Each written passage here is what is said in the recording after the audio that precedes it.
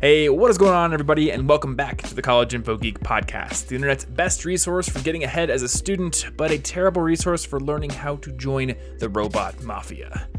My name's Thomas Frank. I'm here, as always, with my good friend Martin Bamey. Yeah. As they know him in the mafia, the Clamps. Yeah.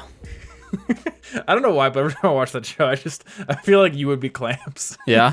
I don't know why. Well, he's consistent. He is consistent. You can trust him to get the job done. That's true. He does have a very consistent worldview, a very consistent set of morals, simple. values. Get Clamp He simplifies. He's a minimalist, really. That's very true. Yes. One of the earliest minimalists on TV. One of the earliest minimalists who exists in the year 3000. Yeah. Yeah, but he was on TV way before then. He went into past TV. That is true. So, how do you like the new sound of the studio? I don't know. It's getting better. It's soundy. It's getting better, and it's getting deader. And because I have an American accent and not a British accent, those sound very similar. They almost rhyme. Yeah? Mm-hmm. Because don't people in the UK tend to actually say t for T's? Like better? It might depend on the specific UK accent. That's true, yeah. I'm pretty sure some of them do use glottal stops. But we just use D. Better and deader. Yeah. Just got a lot of audio foam on the walls. Lots of absorption foam. Thinking about getting some bass traps, all kinds of stuff like that. I bought Logic last night, so Like the concept? yeah, the All entire right. concept. All right. I bought it. I own it now. So anytime somebody does like, cause and effect or any kind of like logical statement, if therefore, I get 5 cents. Brought to you by Carl's Jr. All right. That's reasonable. So today we're going to talk about workspaces. Because, I don't know, I've been a nerd for setting up battle stations and command centers and workspaces of all kinds for many, many years, ever since I was in high school and saw Die Hard 4 and saw the dude's command center. I always wanted to build my own command center. So today we're going to talk about how to optimize your workspace, what is needed, what is not needed, how do you deal with factors beyond your control, how do you deal with portable workstations, all that kind of stuff.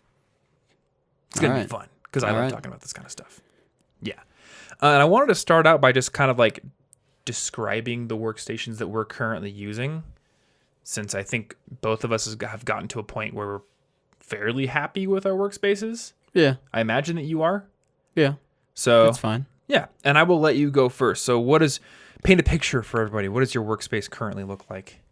Okay, well, where you do most of your work. If I'm working at home, which is most of my work now that my favorite tea shop closed down, is I've got a sit-to-stand desk from IKEA. You can change it with like a hand crank. It's not automated, so that's a few $100s cheaper. Mm-hmm. And then I've got a couple Amazon Basics monitor stands stacked on each other to put my monitor at the right height, which I want the top of the screen to line up with where my straight, what's that called? Where it's like straight where you're eye level. That's what it is. I couldn't think of the word eye level or the phrase. Anyway, I want the top of the monitor to be at eye level.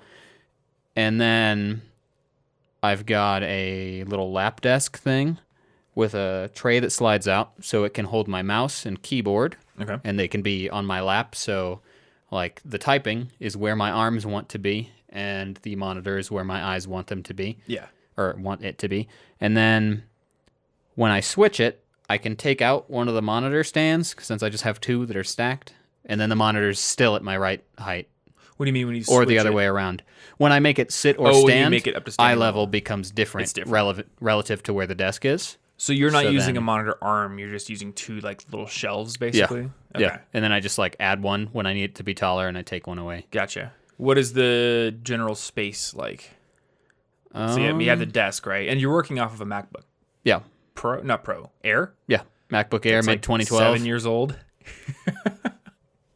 Yeah, its birthday is coming up The peak of technology in like a week. We only work with the latest and greatest gear here. I bought at it College like Info Geek. 6 years ago in a week. Yeah. So by the time this comes out, And let it be known for the record that I offered you a mid 2015 MacBook Pro fully spec. This is working fine. And you didn't care. Yeah, I have no that's problems. a minimalist. You did not accept a free MacBook Pro, It's complicated. which I just gave to your girlfriend, so it's in your apartment anyway. she doesn't I mind. snuck it in there anyway. She doesn't mind complication. That's true.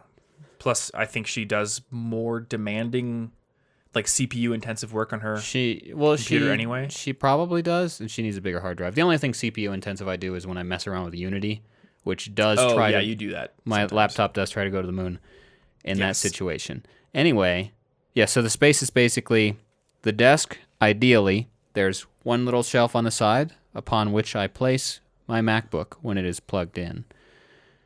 And then below that, I've got like my headphones or my phone or whatever. Mm-hmm. And then the monitor in front of me. And then to the left side, we've got nothing, preferably a little light, a little hue light thing. And then... Oh, is it like one of those little desk ones? It's not one of the ones that's built in. It's a regular hue light placed inside a little table lamp thing. Oh, okay. And then sometimes I will have my Roost stand, which I use for portable working, to the left. And then I'll put my laptop on that instead, flip it open, and now I've got 2 monitors. So you get dual monitors with the laptop? Yeah. Basically. But usually you just keep it docked and closed? Yeah. Okay. I don't usually need dual monitors. It's really just... It's like having a billion tabs open in Chrome. It seems like it's useful, but mostly it just keeps me from focusing on one thing at a time. Yeah. And then it just confuses me. It's occasionally it's useful. Mm-hmm. So most of the time I don't have it. And I have a note to talk about those. And then you're in the little dinette area of your apartment room, right? Yes. So I guess the big question is like, how do you feel about the lack of window in your workspace area? I don't care for it. I prefer having some natural light, but the way my apartment is just a 1-bedroom apartment, there's nowhere good for me to get that unless I want to work out of the bedroom or the living room, both of which are not the place I want to be working. Yeah. I'm trying to fix this by adding some daylight light bulbs. Okay. I really like having those. However, something seems to be wrong when I tried to put it into the fixture above, and I haven't got around to fixing it. It might be the wrong... Oh, is it the wrong kind of light bulb? Something. Does it not fit? It seemed like it fit. I'm now confused as to whether those light bulbs I pulled out were dead or if those parts of the fixture are dead. I have not tested. One light bulb is still working, but the light in there is really bad, and I'm working on that. Okay, so lighting is a definite pain point. When it is a daylight light bulbs, the really, really bright ones, then I will be happy. Yeah. I just need to figure out what's wrong with the lamp thing. I just put an LED light fixture in this room. So the main thing when I moved to this house is this room was like the logical choice for the studio, but the ceilings in this house are lower in most of the rooms than they were back at the apartment, and that was compounded by the fact that this room had a giant ceiling fan in it. And it wasn't low enough that I would hit my head on it, but if I stood right under the light and went up on my tiptoes, I would. And there was just something weirdly claustrophobic about having something hanging from the ceiling that low. So we took that down. That was an adventure. We're qualified electricians now. All you do is freestyle. You just pull some stuff out of the wall and you see what happens. No, don't hire us as electricians. Do it. Probably a poor You'll idea. get a steep discount. Can I do a little aside and tell the listeners about Tom and Martin's adventures in home improvement? We're good at it. Electrician edition. I like that it rhymes, kind of. It does rhyme. It's good. So I wanted to take this ceiling fan out of the ceiling and replace it with this minimalist LED fixture that we currently have there. So, spoiling the end of the story, we're both alive and it works. We just decide, why don't we just unscrew the fan from the fixture and unplug it? I'm sure we can just unplug it. We unscrew it. First thing we discover, it's really heavy. Yeah, that was the worst part, actually, was because somebody had to be holding it up at all times because it was going to drag wires out of the ceiling if we didn't hold it. We didn't know it was heavy. It looked light. Second problem, we get the fixture undone, and we see that there's like these wires with these little twisted caps. Neither you or I had ever seen these before. Yeah, so we I know didn't what they are know now, what to do with them.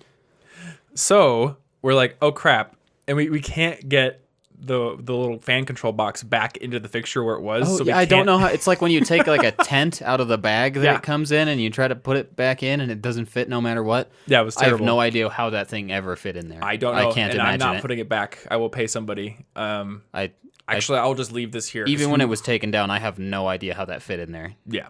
Who even needs a ceiling fan in the room? This is much better. And it's always cool up here anyway. Yeah, why would you need a ceiling fan? I don't know. Then again, it is not summer yet. We're going to find out how it is in the summer.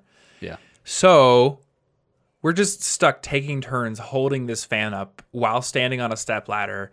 And I'm like, if we don't figure out what to do, we're screwed, because at some point, both of us will run out of the energy to hold this fan up. Yeah.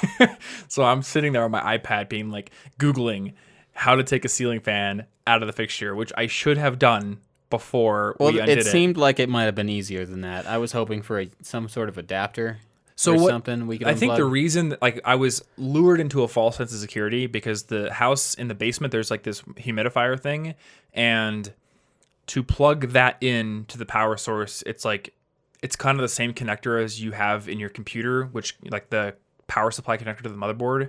It's just like one of those 8-pin connectors. Yeah. So I was thinking it was going to be an 8-pin connector and we would just pull it out. But no, it was these twisted wire caps, which I'd never seen before. Yeah, and I was like, don't touch those when the electricity is still going to those wires. So you're going to die. Then I went down and turned the breaker off. Then we untwisted it to begin with, really. And then it was all fine. But yes, moral of the story, if you're going to take a ceiling fan down, it's not a simple plug and play thing, and you need to disconnect the electricity. We should have done that in the first place regardless. Yes. But so it just seemed sort of a spur of the moment. All right, let's just pull this fan out of the ceiling. Let's not think about it too hard, and you know it's already done. Unfortunately, we did not follow that reckless train of thought and decide to untwist the wire. No, I was like, the light switch was off, so it probably wouldn't have shocked us, but it's still really unsafe. No, I really don't want to touch wires. I was not going to go any farther with that. Also, I do have non-conductive work gloves, so before people say I'm completely idiotic, I'm only half idiotic. Anyway, that aside, there is now an LED fixture up here, and it can be turned to daylight. Yeah. But I have it at 2700. And weirdly, and I guess like the whole point of the story is, I find that daylight bulbs look too harsh. Like, for what they don't really replicate sunlight to me. I don't think they're as good as actual sunlight, but I hate yellow light when it's like, really. It just does it make you sleepy or something? It just feels so dim to me. You just need more yellow light. I would need a ton. I really don't like it when it's not bright anywhere. It makes me feel less focused and motivated. Mm-hmm. Yeah, I totally get that. So that's your workspace, and it seems like number one priority is make it brighter. Yeah, and I'm working on that, but I've been busy. Yeah. And then you could just replace your light fixture with one of those. I think I'm in an apartment. I don't think they want me to replace the light fixtures. Probably not. You could ask them with things. But yeah, and then if you take that same roost stand, the same lap desk, the same I have the Microsoft ergonomic keyboard and mouse. I don't remember what it's called. The one that has like the split, the one that's got down the middle, weird curve shape to it. Mm-hmm. And then you take all that, and it's a portable setup immediately. Yeah. If you happen to have a good tea shop around, which I don't anymore. True. This neighborhood has broken my heart. You do have Steep. It's a drive, but it exists. Yeah, but I could walk to the other one. I know. It was beautiful. It was beautiful. It was great, and I was very sad when they. It was the golden age. It was the golden age. Oh well. All right, so I guess we'll describe my workspaces, and it is now Workspaces. So my main gripe with my workspace in the apartment was that it was in the studio, and I have blackout curtains in the window. And due to the way we just had to set it up, my desk was in front of the window, so it was very, very difficult to move those curtains out of the way. So basically working in the studio was kind of like your workspace now, where it was just always artificial light, no window, no natural light, nothing. And I was not a fan of that. So when I moved here, this house is much bigger, and one of our priorities was to have a space for working and a space for the studio and have them be separate. So downstairs, there's like an office area. It's well lit, and Anna and I just decided to share that, which, and she's going to edit this, so she will hear me say this and probably agree, has had some, I guess, growing pains, because occasionally, like, one or the other of us will get annoyed at something on the computer, and then the other person is subject to listen to it. So I think we've both sort of started relying more on headphones. But it is a lot nicer to be able to work in a nicely well lit with real sunlight spot. Yeah. So My vote is that you move in 6 months to a place where there's an office. I don't intend to stay in my apartment after this lease. I just wanted to have the lease not end in winter anymore. That's true. Yeah. You know, that's a big thing. Moving in the snow is not fun. So in that main workspace, I do have 2 monitors. Those are on monitor arms, and I mainly added those so I could move monitors around, show people things. Like if you were over, I could move a monitor very easily to show you designs or things like that. And I wanted like a lot of flexibility for filming purposes in case I wanted to like move monitors out of the way and put like a camera in the middle of the desk for like a face cam tutorial kind of thing. Yeah. So I've got those. And then I basically use gaming hardware for everything. So gaming keyboards, gaming mice, gaming mouse pads. The weird thing is like they're marketed towards gamers, but they're more just like better peripherals. I don't know. I think you use the Microsoft ergonomic thing. So they're not ergonomically better. Yeah. But they're mechanical keyboards, mice with better tracking. I don't know what kind of mouse you use. I used the one that came with the Microsoft thing. I used to have a gaming mouse though. Yeah. I just like using gaming stuff. And then I also have a standing desk, but it is a motorized one. But I realized that I needed a computer up here. Number one, so we could record the podcast. So I could record videos, and if I ever need like to do video footage, I could do, like a screencast or something like that with me at the computer. It would have better audio up here. And I also want to do music. So I needed a music production area where my speakers would not bother Anna, and also where I had like proper acoustic treatment. So now I just have 2 workspaces. And my second workspace is very similar to yours, where it's just a MacBook dock station. And honestly, at this point, if I wasn't a PC gamer, I would just fully switch to Mac. And I think I would just have like docks. Yeah, I think that it works just fine. Why would I want a separate computer? Because then I got to worry about whether all the same stuff is doing the same stuff. Yeah, and I mean, I'm split between 2 different operating systems. So I have to make sure there's parity between Windows and Mac for the most part. And now I'm like moving away from it because I ended up going with Logic for my DAW. So like I can't do music production on Windows. Yeah. And that was the result of a lot of research.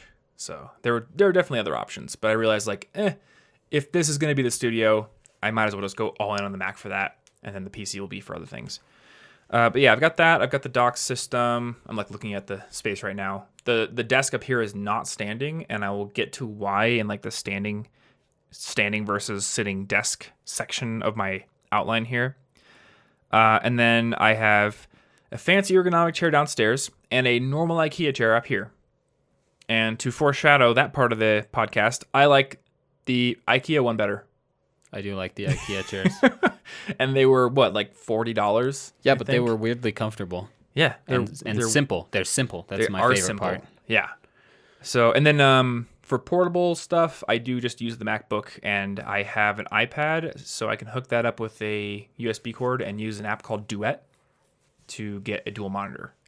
I rarely ever do that, but on the odd occasion I'm traveling and I have to edit a video, I need dual monitors. Well, that is a cool feature. Need is a strong word, but I very much benefit from dual monitors. So that's a decent description of our workspaces. I want to move into my notes here for like, how can people start to optimize these things? The first thing I had there was environment. So I think the things you should consider are light, temperature, and noise level. Like you said, light is a big affecting factor in your productivity and why you probably leave to workplaces sometimes. And I mean, like, you can always come over here to work. There's plenty of light here. So I think the biggest improvement people can make is if they're working in a dingy, like dimly lit area, find a way to either improve the lighting situation or move to a place with better lighting. Sunlight makes you happier. Yeah. And that's why I don't work in the studio. Though sometimes I will come to the studio because I want to blast music out of the speakers. Very occasionally. Fair. But for the most part, I want to be working down in the well-lit area. Temperature. So if you can't control the temperature in your area, I think, didn't you have a space heater by your desk at one point? I did. It's broken now, but I did enjoy it while I had it. Cheap heaters tend to break. I don't know. I don't even, it just like it fell over once and then it stopped working. So, but it hasn't been worth replacing. Yeah. You know, and if you have like decent heating and cooling in your apartment, then that's not an issue. But Yeah. otherwise, like a small space heater can be a good solution, or a hoodie, pretty simple. And then noise level.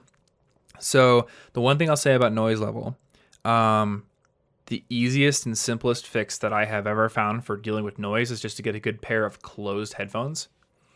And if you can afford it, a pair of noise canceling headphones, which your work gave to you for free. Yes. And you let me try, and I love noise canceling. my eyes were opened. It's so good. I was actually working one time on some linguistics research next to Clyde playing some really loud stuff. I was next to the huge TV playing stuff, and with the noise canceling headphones on, I felt like they were like 3 or 4 rooms away. Like it's not even a problem. I could hang out with anybody and still work. I think the term that I used with you when you showed me those was game changer. Yeah, it's pretty cool. And the just technology the other day, is cool too. It is pretty cool. Just the other day, Ransom pinged me on Slack, and he said, "Hey, I just got some noise canceling headphones, and they're a game changer."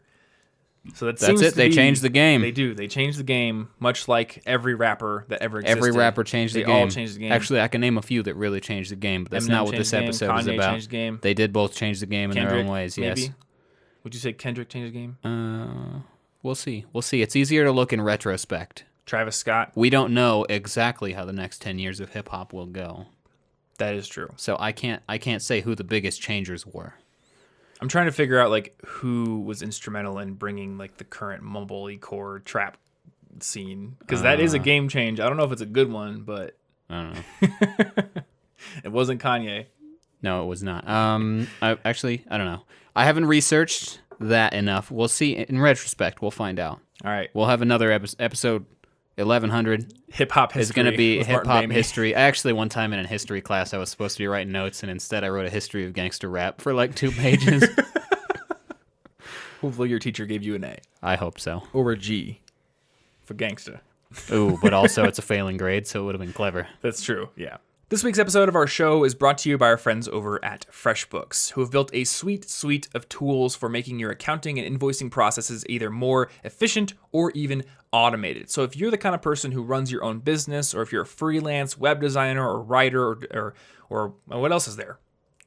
Graphic design, things like that. That's the thing. Yeah, if you do work for yourself, then their tools can make your processes a lot more efficient and buy back a lot of time. Because if you run your own business, if you do freelance work, you kind of have to do everything yourself. You're doing all the graphic design, you're doing the web design, all that stuff, but you also have to take care of sending invoices to clients, tracking expenses, doing all that paperwork. You're kind of on your own, and that's kind of the beauty of being an independent business person, but it also is a bit of a drawback because it takes time. But luckily, with FreshBooks, you get a lot of tools that can help buy back a lot of that time. For instance, you can create these very professional invoices in 30 seconds or less. You can send them off to your clients, and you can even let them pay on the invoices, which gives them more options for paying, lets them pay you faster, and you're not sending stuff through the mail or sending emails, waiting for checks, things like that. In fact, when I was in college, I ran a freelance web design business, and I didn't have FreshBooks at the time, so I would have to send Microsoft Word document generated invoices to my clients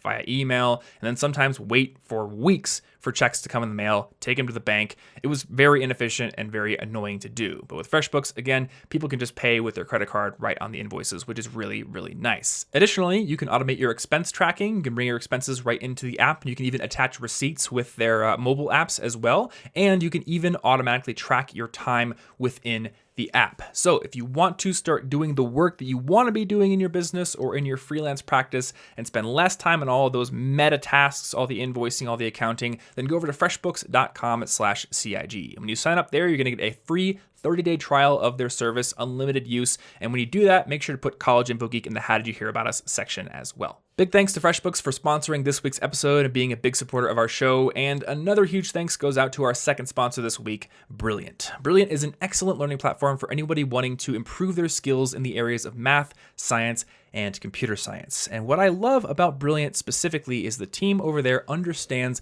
the principle of active learning. So when you start one of their in-depth courses, or when you spend some time doing their daily problems every single day, you're not going to be sitting through passive lectures. You're going to be actually doing problems. All of their courses immediately throw you into challenges that may stump you, but they are bite-sized problems. So they're not built to frustrate you. And if you do get stuck, there's tons of supplementary material. There's a wiki with lots of example problems with all the solutions worked out, lots of concepts explained in detail. So on a just-in-time basis, you can go learn what you need to learn and then come back and solve those problems, which helps you stay interested while you're learning, but also helps you become a better problem solver overall, because problem solving is a universal skill. So when you solve problems in one area, you get better at solving problems everywhere. Now, in addition to their library of in-depth courses, they also have a new feature that came out this year called Daily Problems, where every single day they release new problems across a wide breadth of topics. So if you want to make learning a daily habit and you want to expose yourself to some different areas that you might not have considered before, you can start doing those in addition to their in-depth courses. And if you want to start learning for free in all those areas today, you can go over to brilliant.org/collegeinfogeek. And if you're one of the first 83 people to sign up with that link, you're going to get 20% off their annual premium subscription as well. Again, big thanks to Brilliant for sponsoring this episode and being a huge supporter of College Info Geek and this show, and let's get back into it. Okay, so noise canceling headphones, game changer, and then I think this is going to be more niche, but I actually don't like being in a really horribly echoey room, so some cheap audio foam can actually fix things up a little bit. I mainly use it for recording purposes, but it can actually, like, if the acoustics of your room annoy you, that can be rectified for not a whole lot of money. Yeah. And it's a little bit of a DIY thing, but my vocal coach is saying that you can build your own absorbing panels for about $10 to $15. You just like frame together some cheap wood from Home Depot or Menards. There's like some foam you can spray in there that's very cheap, and then you just put like t-shirt fabric over the top of it. Huh. I'm sure there are plans online somewhere. Because, yeah, where I practice for vocals, there are a bunch of these audio panels on the walls, but I can tell they were homemade. And they did not cost $75 a piece. Yeah, I guess I've never really thought about echoing. Mm-hmm. Yeah, it's again, kind of a niche thing, but I don't think, like, if people really don't like it, I just wanted to mention it, because we've treated this room, and I think that it's a big improvement. All right, the desk. How much space do you need? How much space do you need, I guess is a good question. Very little. Really? Incredibly little. Actually, so little you that used to work with a tiny TV tray. Yeah, literally the workspace is my monitor or my laptop on the roost stand, and then my lap desk holding the keyboard and the mouse. Before I got my sit-to-stand desk, I literally used a $14 TV tray from Target, which I would unfold every day, set up my workstation, and it was just like I had it was like going to a cafe, you know? If I can work in a cafe, I can work at this TV tray. It's the same limitation. Yeah. So almost no room. Enough room for the screen. I'm of a different mind. I can work with a little tiny space if I need to. I mean, when I'm on airplanes. You did call things battle stations. I would not call a TV I need tray a battle that. Station. So. Yeah, you're more of like a motorboat or like kayak kind of guy. Is that relatable to? I don't know. I guess sure. I work in a kayak. You work in a kayak, and I work on an aircraft carrier. Okay, like when I'm on a plane, obviously I have my lap, and that's it, and I can still get work done. But if I'm building a dedicated workspace, I want a fair amount of space to work with, and this stems from being in high school. I had like this very, very tiny desk. And I had my computer hardware on it, and every time I would need to like put a notebook down or like deal with folders and stuff, I would need to move everything all over the place, and I don't want to do that. So for me, I think like a 5-foot long desk is like the minimum for me personally, but I want 6 or more. I think my main one is actually 7 feet, and my one over there is 6. And then more important, I think, than the width is the depth, because I want the ability to push my keyboard and mouse away from me if I need some workspace in front of me for drawing or for writing or for taking notes or for putting a book down, things like that. I basically want space to spread out research materials if I need to. When I needed that, what I did was I bought another $14 TV tray and I put it to my left, and that's where my notebook went. I guess that works. Yeah. Which, I mean, hey, that will save you money. And then I could put my keyboard on it when I wanted to get up because, it's in my lap. Yeah. So, bam, $30. Yeah, and you can totally do that. Workstation. And I mean, I think... Well, it doesn't count all the tools. Well, you can also get a big workstation for not a whole lot of money. You can. So you can go to IKEA, and they sell these little... I mean, they're right there, actually. These little sawhorse legs. I think they're $8 a piece. And then if you want, you can get one of their very cheap tabletops. I mean, the one we use for our overhead camera setup is really cheap.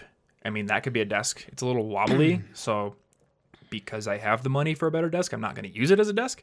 But yeah, I think this whole desk setup, which is, I think, 6 feet by 3 feet deep, was like $30. Yeah, it's not hard.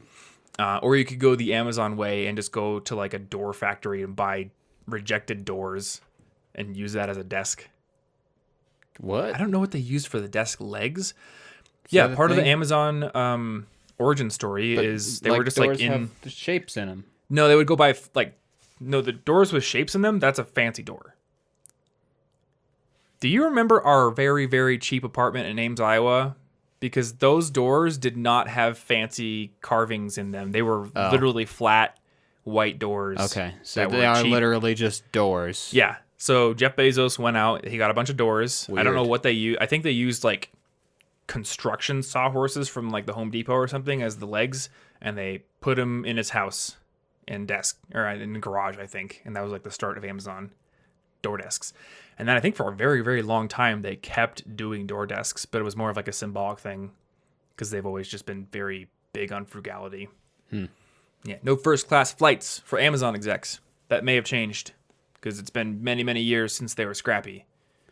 I don't know. It has been a while. I mean, after you buy Whole Foods, you don't... That's true. If you own Whole Foods, how scrappy can you be? Yeah, not really sure. You're eating like a kale seitan salad with some bone broth juice on your cheap door desk. Why did you put bone broth on it if it's seitan? I'm getting mixed dietary messages. I was into it for a second, and then I was just confused. Because Chadwick Zimmerman is the CEO of Happy Gorilla Vegan Protein It's Bars. Actually imitation. It's imitation bone broth. Imitation bone broth. I don't even... It's mushroom broth. It's like why even call it imitation bone broth?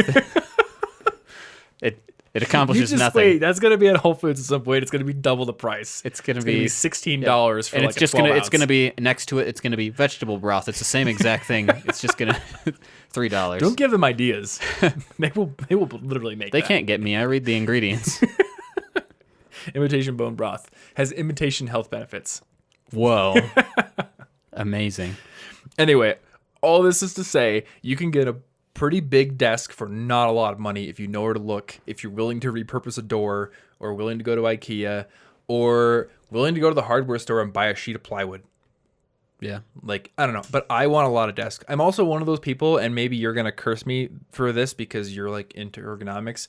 I like to scoot myself like so that my belly is touching the edge of the desk and then my arms can rest on the desk instead of having armrests on my chair or you just put your keyboard in your lap. So yeah, I don't think I could get my elbows at a good angle if I were to do that because I'm not as tall. So I think maybe I don't know if it's possible that the angle's wrong for me. It might be if I rest my arms on it on a desk usually. Yeah.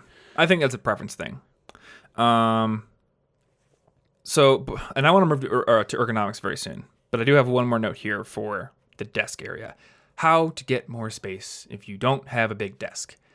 So the first thing that I did when I was young, scrappy in college, had very little money, I went to Home Depot. I found their like rejected scrap wood bin where you could basically get it for free or very, very cheap, like $1. And I got one sort of long piece of wood and then just 3 literal scraps.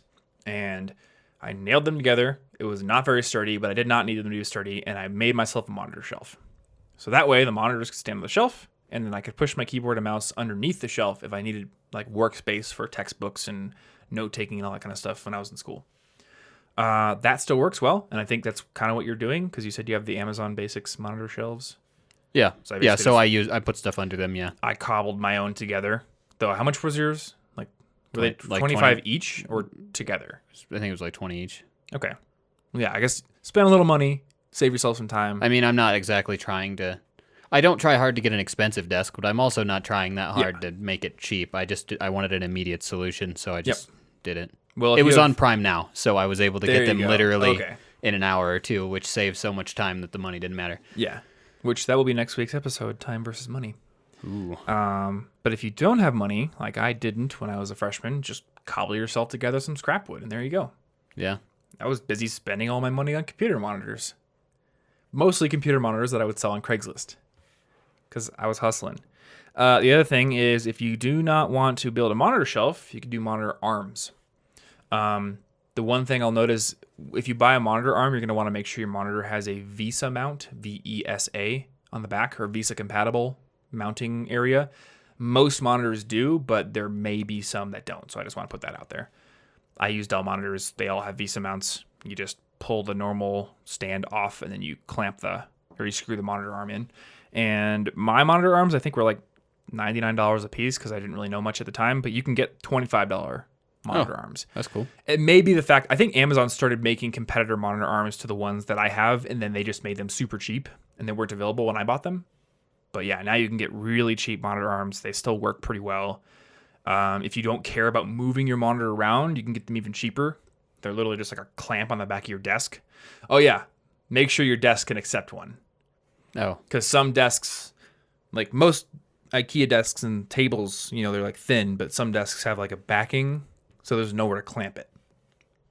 And you might have to drill a hole in your desk. Not being able to clamp. Look at that. Makes clamps very sad. Yeah. Oh, why can't clamps clamp? He wants to clamp. All right, so ergonomics. Standing desk. Is it worth it? What do you think? I mean, worth it in what sense? I felt like paying for it, so it was worth it for me at the time. But if I didn't have the money, I wouldn't care. All right. What did you spend on your standing desk? A few $100s. Like $300? Something like that. Okay. I think I spent $800 on mine. Because I got the Jarvis bamboo one. It has the motorized with memory settings. But then for the studio, I just went to IKEA and I bought their Edasin desk, which is not standing. You can get it standing for like $600, but I didn't want the standing one. I will say the Edasin desk is better than the Bacont. It's more sturdy, but it's also more expensive. But I don't know. Maybe you'll disagree with me here.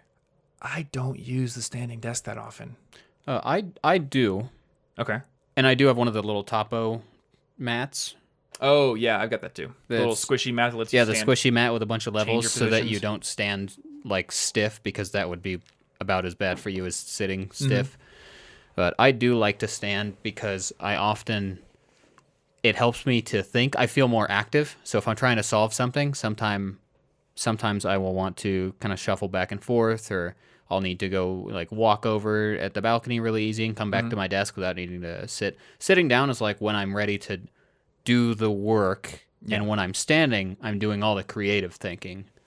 And I'm trying to solve things. But I don't need it. I mean, I used the TV tray solution because I didn't have good room for an office. Yeah. I literally unfolded my desk, set it up, and then, I mean, if it's that portable, if you want to stand, you just stand.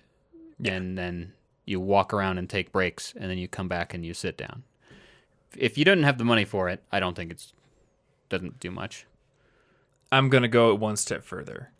As somebody who owns the top of the line $800 Jarvis bamboo standing desk and an IKEA non-standing desk, I don't think they're worth it. Personally. I mean, obviously you use it.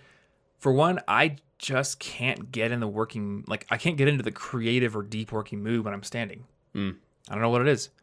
The other thing is, I guess I got the standing desk so I'd spend less time sitting because I wanted to cut down on back pain issues and I wanted to be healthier.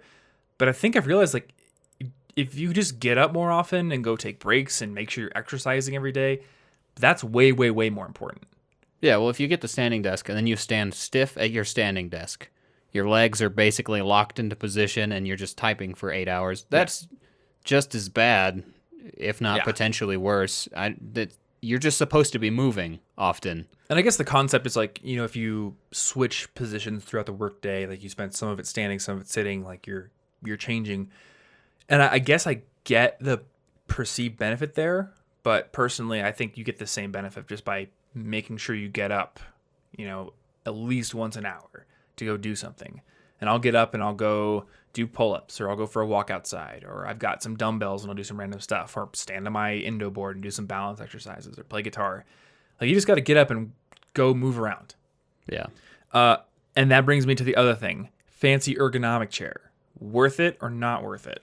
You don't need a fancy ergonomic chair. Yeah, I really don't think you do. And this is you're pretty into ergonomics. Well, that's what happens when you mess up your nerves and have to quit everything you love for 2 or 3 years. Yeah. Yeah, so I think we're in agreement here. No, there is no guarantee that future Thomas won't somehow convince himself to buy an even fancier Steel Series Leap chair, because I know myself. I get into those. Yeah, literally from a battle station. I know myself. I like building cool battle stations. But from my experience, so I bought the Office Master OM5 ergonomic chair, which it's not at the same level as your Herman Miller Aerons and your Steel Series Gestures and Leaps. And I bet you there's going to be at least one person in the comments who will be like, well, that's why, because you bought the cheaper one. But it was still $700. And there's all this quote unquote ergonomic research that went into it. It's supposed to caress your back and like make sure you don't get back pain, all kinds of stuff like that. I feel like I have more back pain in that chair than I do in this cheap $40 IKEA swivel chair that has zero ergonomic thought. Honestly, put this into it. This is a super comfortable chair. Yeah, I like For this me, chair. I think the most important thing is just a little lower back support, which I am also using a $14 fold-out Target chair and then a little like pillow thing. Yeah. Bam! I've created an ergonomic chair that supports my back, and I didn't really need it anyway, because the most important thing I think is making sure it's at the right height for your legs. Yeah. I mean, I'll go one step further. I don't think you need back support at all.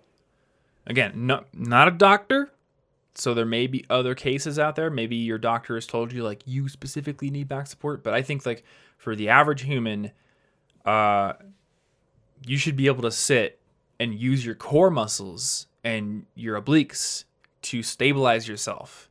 I mean, like right now, I do not have my back up against the back of this chair.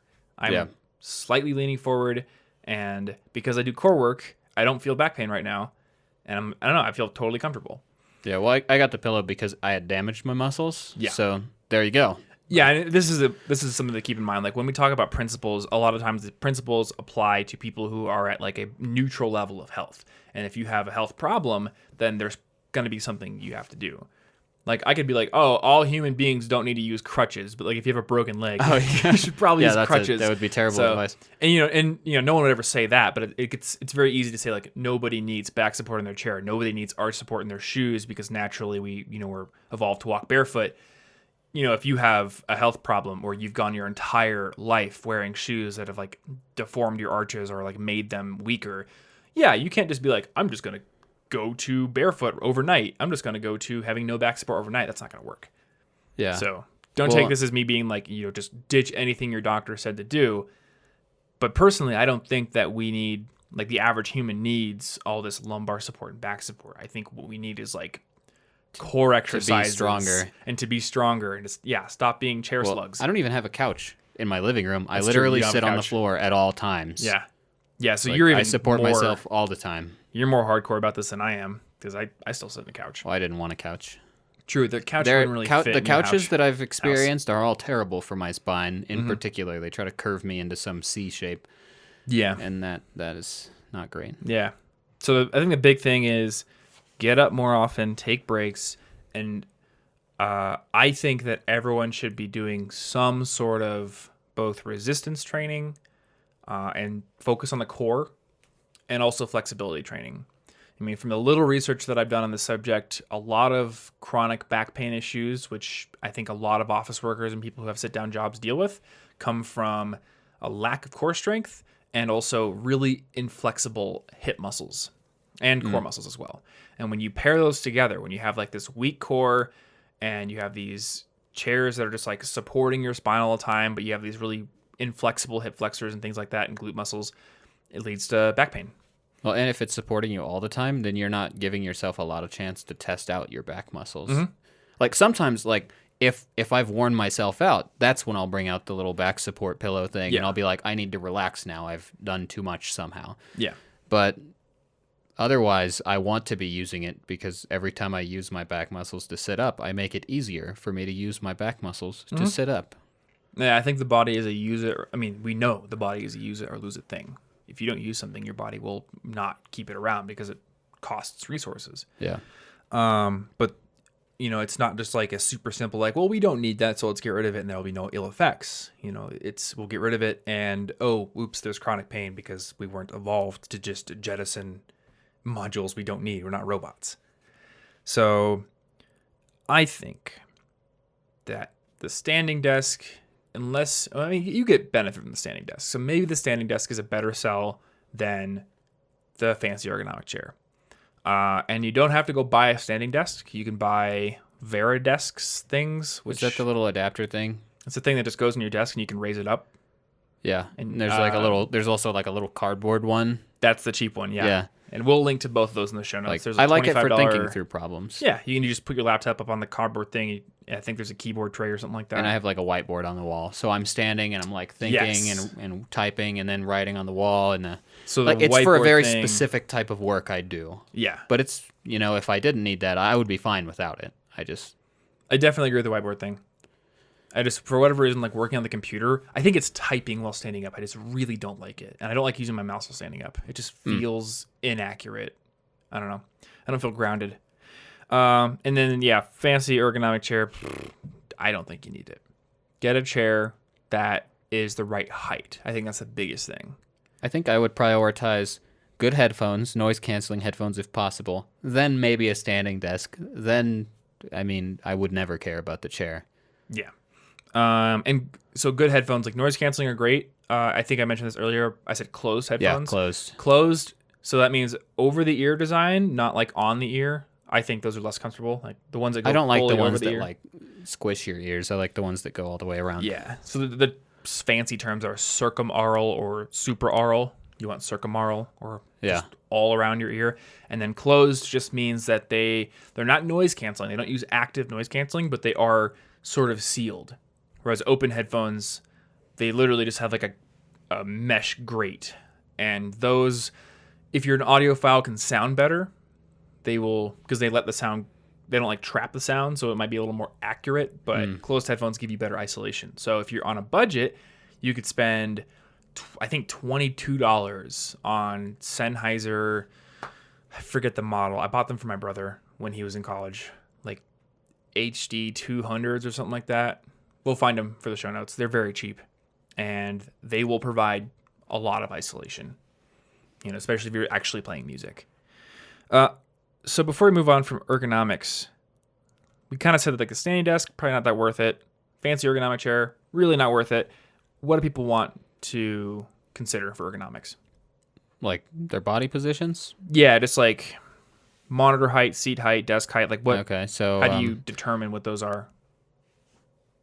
I like to have my monitor, so the very top of the screen itself, the visual part, not like the frame it's in, the top of the, the pixels, is in line with my eye level because... So not the center, the top of it? Yeah. Okay. That I just want to be able to keep my neck back and straight because I used to, and this is what led to my nerve injury actually, is I used to get closer and closer and hunch forward. Yeah. And then I would basically look like I was trying to be some sort of ridiculous movie monster thing, and I would ruin myself for hours and not even realize it. But I want all of the screen to be very easily within my eyesight with me keeping my neck back. Okay. So the neck should be back. The shoulders should be not raised or hunched forward. So if your desk is too high and your shoulders are up, you're going to hurt them. If they're hunched forward, you're going to hurt them. Yeah. You basically want them in line with your ears. Okay. Your spine should be in your natural curve, which means to sit tall, not straight. Sitting up straight is kind of a misnomer. It's misleading. Yeah, because that can cause, I think it's called anterior pelvic tilt. Your spine is an S. Opposite of having a curved spine. It's like it's curved inward. Yeah, you don't that can want be that. just as bad. No, I think one of the best things that I've heard to kind of test it is imagine if somebody had like a string and they were pulling it at the top of your head. Like, where would your head naturally stop going up without you contorting your body to try and like make it taller. You want your legs in roughly a 90-degree angle from the chair so your feet can be on the ground. Okay. And you want to make sure the edge of the chair is not cutting off circulation right above your knees because that's not going to end well. I think that's part of the problem with my fancy chair is like so if your knees aren't a little bit than the leg part. Yeah, so if your knees get either like bunched up against the edge of the chair or something like that, you can cut off circulation, and that's not very ergonomic. And then your elbows, they want to be at like maybe around a 90, maybe a little wider angle. Okay. And you want to keep your wrists straight when you're typing and using your mouse. So all of these things will help you not get things like carpal tunnel or in my case, damage all 3 major nerves in both arms for 2 years. Because your desk at your old job was way too high, wasn't it? It was too high, so I was hunched up and forward. My back was completely bent over. My neck was weirdly curved in like a gooseneck looking at the screen because I would get so into thinking about the problem, I would like stare at it. Yeah. Which is why standing and thinking about my problems helps me a lot because I forget what my body's doing when I'm really into some programming work. I have no idea what's going on outside. But yeah, basically you just want most of your body to be in some sort of a neutral position. Like your wrists, they want to be straight. They don't want to be all bent backwards while you're typing. Yeah. And then I guess my contribution here will be take breaks and then find something that you enjoy to do that's exercise on a regular basis. Yeah. And I have experienced this multiple times. So now I have like double or triple confirmation. When I am consistently working out, like with resistance training, and I'm doing stretches, I don't get back pain. It's gone. When I stop for a while, it comes back. Yeah. So I stopped for a while because of the move, and there was just so many stressful things going on in January, and some back pain started creeping in again. But now I've been going back to the climbing gym, been doing my stretches, been doing push-ups every morning, and some like dumbbell work, and it's going away. Yeah. You want to keep your body ready to handle all of this stuff because if it's easy to strain your body, it will get strained. Yep. And the pain that you mentioned is a good thing to notice because any of the things that I just mentioned, for the most part, I think they should work for everybody. That tends to be how human bodies are. But if you find yourself like maybe there's a bunch of tension in your forearm and you just try to notice, I'm really tight in this muscle, or this nerve feels weird. I'm getting a little tingly in my finger, or my neck feels strained. You'll feel something. You'll know. If there's constant tension in a muscle, you're probably doing something weird to it because your muscles shouldn't always be tense for the most part. I'm not going to be super specific because, my heart's probably always doing something or another. But we're not medical professionals. You'll notice if something's wrong. Like if your wrist starts to feel weird, you should pay attention to that and maybe take 10, 20 minutes and figure out how you can make your workstation better because it adds up really quickly. Yeah, especially when you start getting older. Yeah, this stuff's easy to recover from now. Yep. Thank God I didn't do this 10 or 20 years from now. It would have taken way longer to fix my nerves. That wasn't even guaranteed. Well, I guess what I was trying to say is when I was 19, 20, I didn't care at all. But like surprisingly young, you can start to develop these problems. Yeah. Like I think I was 24 when I started getting back pain. Actually, when I was 19, I did have a repetitive stress injury in my hand, and it was from typing with my wrists and palms firmly planted on the base of the laptop. So I was just constantly putting tension there. So there's a combination of proper ergonomics when you are working, but also I think you have to subject your body to actual stress that's not super ongoing, because the type of stress that we usually engage with is low level, but it's ongoing all the time. Sitting in a chair, typing on a keyboard, or playing piano in your case. Yeah. I mean, it's like a double whammy for you because you spend all day typing on a keyboard and then you move over to a piano and it's like the same exact position. Yeah, and I played guitar too. Like every one of my skills was like finger dexterity, and then I ruined my hands because I had bad ergonomics for them. And I think that's fine, but like the body has to be subjected to diverse types of movement, and the intensity levels have to fluctuate. So you have to have like periods of true rest, and you got to have periods of good stress. Like for me, it's rock climbing, or it might be ice skating. For you, it might be something different, doing pull-ups, doing whatever workout routine that you want to do, or playing a sport. Yeah. But if you're if you're operating along the entire bandwidth of different movement types and different stress levels, then I think that's a lot healthier than just constantly staying in this middle ground where you're locking yourself into a specific position. Oh, well, yeah. Because getting all the ergonomics right, that's kind of like putting up a shield that will protect you. But the second you don't have that shield, you're in a different workstation. If you've let your body become so weak, your actual defense is really low. Yeah. So you want to have a really good defense with or without the ergonomic setup so that you don't kill yourself off the second you have to work at a coffee shop to do something. But you also want to make sure that when you can, in the situations you control, you're not unnecessarily hurting yourself. Yeah. Keep yourself capable. And I think that's a pretty good place to end here. I had some other things in here, but I think that we've covered most of what's really important.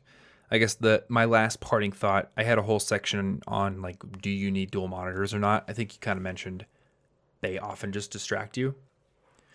I find them very useful for certain things like video editing because I keep my After Effects program in one monitor and then Notion is up in the other one to show me what I need to do. Yeah, it can help depending on the work you're doing, but I think a lot of people don't actually need the extra features, which is true of, probably everything. That's true. What I find really useful is just a monitor that's big enough. And if you can't get two monitors or whatever, and you want the similar benefits, you can use virtual desktops. So basically all operating systems now have multiple like workspaces or desktops that you can do. And I know on the Mac, like I just use Control Arrow to switch between them. Yeah, I use full screen apps and stuff like that all the time. Yep. So I'll just have my email in one workspace, switch over to my browser in the other one, or research in one space, writing in the other one. And that works pretty well. It takes a little while for the animation to go, and you don't get the benefit of being able to look at some information over here and then look at something over here, which is sometimes nice. And that's why it's nice to have a big monitor so you can sometimes put two windows next to each other. But for the most part, I think one monitor typically does the job. Yeah. So that's Workspaces. And if you want to find the show notes, this is episode 254. That's number Wang. Is that number one? Yeah. You can go over to cigpodcast.com/254 if you want the show notes for this episode, which will include links to many of the things we talked about. Let's see here. I mean, we had like desks and lights and all kinds of roost stands and things like that. Maybe we'll be able to throw in some research about ergonomics. I don't know. There are things we mentioned. They'll come up in editing. Our team will take care of them. Yep. Yeah. There'll be good stuff. Head over to that URL if you want to get those show notes. Otherwise, you can go over to cigpodcast.com if you want to subscribe to this show and get it downloaded to your device every single Monday when it comes out. We are on Spotify, iTunes, Apple Podcasts. I guess they're one and the same. Google Podcasts, all those good things. So if you're watching us on YouTube and you haven't subscribed yet and you want to take us on the go, have the audio format, that's a good way to do that. Otherwise, you can go over to collegeinfogeek.com for plenty of other articles, and our resources page, collegeinfogeek.com/resources, will show you a lot of our favorite apps, tools, gear that we find very, very helpful, along with our dorm packing guide and our essential books list. So there's all kinds of cool stuff there to go check out. And if you want to support this show, you can give us a rating and review on iTunes or Apple Podcasts. That helps to sort of bump us up the rankings and gives us good feedback. Otherwise, you can just share this show with a friend, and maybe they'll become a fan of it as well. So I think that about covers it. Thank you, as always, for hanging out with us, and we will see you in next week's episode. Stay cute.